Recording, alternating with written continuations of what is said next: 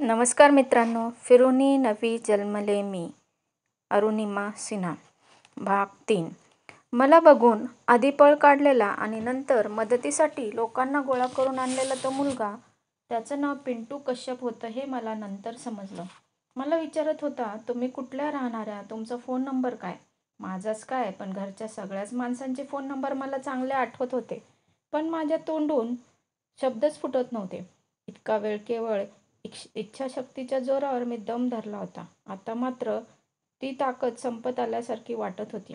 तुझा कान माझ्या तोंडाजवळ आण, असं मी त्याला खुणेनच सुचवलं आणि त्याच्या कानात माझ्या आईचा फोन नंबर सांगितला, पण तिला फोन लागेना.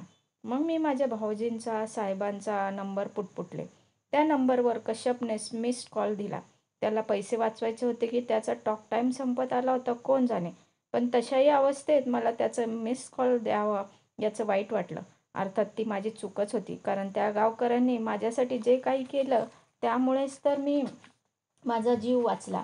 नशीब म्हणजे अनोळखी नंबरवरून फोन आला तरी लगेच परत फोन लावायची एक चांगली सवय साहेबांना आहे.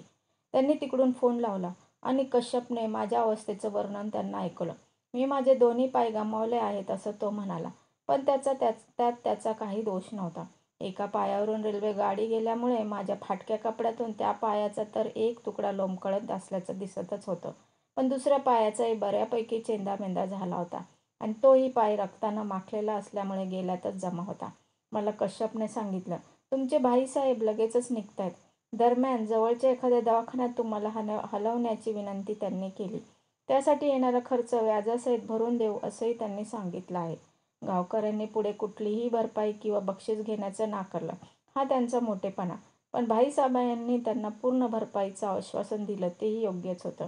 पैशाची गरज कोणाला नसते, गरीबच काय, पण श्रीमंतही सबसे बडा रुपया म्हणत त्यामागे आयुष्यभर धावत फरफटत जाताना आपण पाहतोच ना.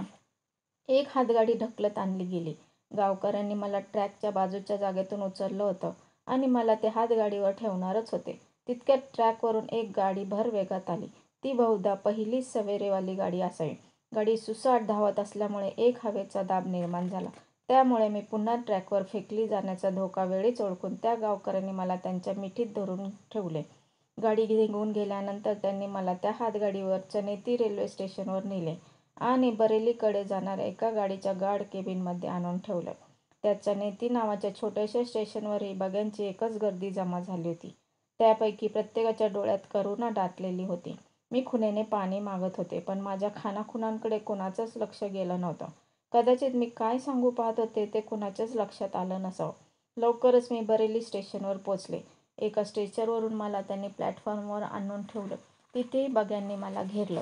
त्यांच्या कोरड्या सहानुभूतीच्या नजरांमुळे मला खूप विचित्र वाटत होते आणि रागही येत होता. बऱ्याच वेळानंतर मला महिला डॉक्टर आल्या आणि त्यांनी मला तपासलं. एका कागदावर त्यांनी काहीतरी खरडलं आणि म्हणाला, हिला बरेली जिल्हा रुग्णालयात घेऊन जायला हवं, पण त्यावर कोणीच काही कारवाई करत नव्हतं. मी तशीच 2-1 तास प्लॅटफॉर्मवर पडून होते. ते मला विसरले की काय? माझ्या जागी एखादं प्रेत असतं तर ते असं वागलं असते?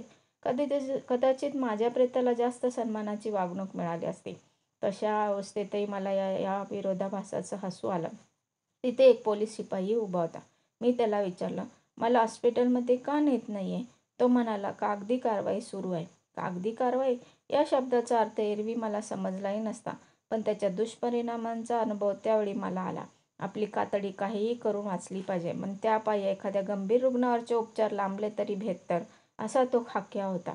बऱ्याच वेळानंतर मला एका टेम्पोमधून बरेलीच्या जिल्हा रुग्णालयात हलवलं गेलं. तिथेही बघ्यांच्या रोखलेल्या नजरा आणि प्राथमिक प्रश्नोत्तरं यांना तोंड देणं ओघानंच आलं.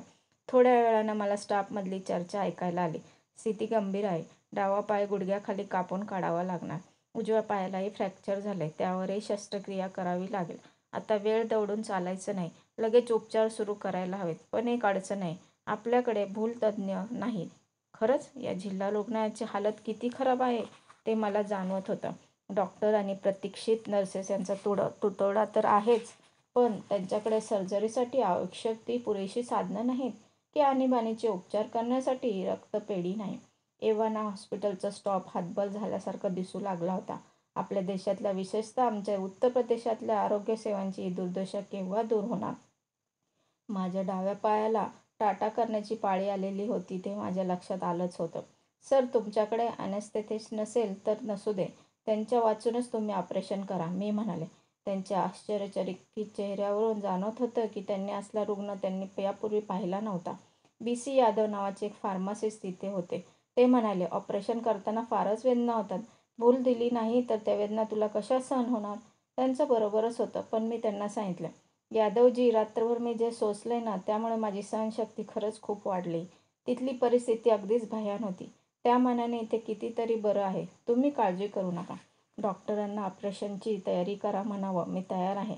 इतक्या आत्मविश्वासाने बोलत होते की त्यांचा धीर वाढल्यासारखं दिसत होतं. डॉक्टर, तुम्ही अपराधी वाटून घेऊ नका. मी खरंच वेदना सहन करीन, कारण यावेळी मला होणाऱ्या वेदना माझ्या भल्याकरताच असतील. यादव खरंच एक दयाळू माणूस होता. त्यांचे उपकार मी जन्मभर विसरू शकणार नाही. माझ्या विनंतीचा विचार करायला हवा हे सर्वात आधी त्यांना पटलं. त्यानंतर त्यांनी त्यांचे सहकारी आणि डॉक्टर्स यांनाही पटवून दिलं. अगदी नाईलाजाने ते डॉक्टर तयार झाले. आता दुसरं संकट उद्भवलं. मला बरीच युनिट्स रक्त द्यावं लागणार होतं. आयत्यावेळी रक्तदाते कुठून आणायचे? ऑपरेशनपूर्वी मला किमान 1 युनिट तरी रक्त देणं आवश्यकच होतं. माझे नातेवाईक, मित्रमंडळी कुणीच हजर नव्हतं. व्यावसायिक रक्तदात्यांना शोधून आणणं मला शक्यच नव्हतं आणि समजा तसले रक्तदाते सापडले असते तरी त्यांना द्यायला माझ्याकडे पैसे कुठे होते? मी इतक्या संकटातून इथपर्यंत पोहोचले होते की यापुढेही काहीतरी चमत्कार घडेल आणि कोणीतरी मला वाचवेल अशी एक वेडी आशा मला होती. आणि घडलंही तसंच. खरं म्हणजे अशा वेळी मला मदत करायला हॉस्पिटलच्या स्टाफपैकी कोणी पुढे येणं कठीणच असतं. माझ्यासारखे अत्यवस्थ रुग्ण त्यांच्याकडे नेहमीच येत असतात. कित्येक जण तर त्यांच्या डोळ्यादेखत श्वास सोडतात. आपल्याला ज्या गोष्टी पाहून अस्वस्थ व्हायला होतं त्यांच्यासाठी त्या रुटीन बाबी असतात. पुढे पुढे या सगळ्यांची त्यांना सवयच होऊन जाते. आपण मात्र त्यांचा पाषाण हृदयी म्हणतो.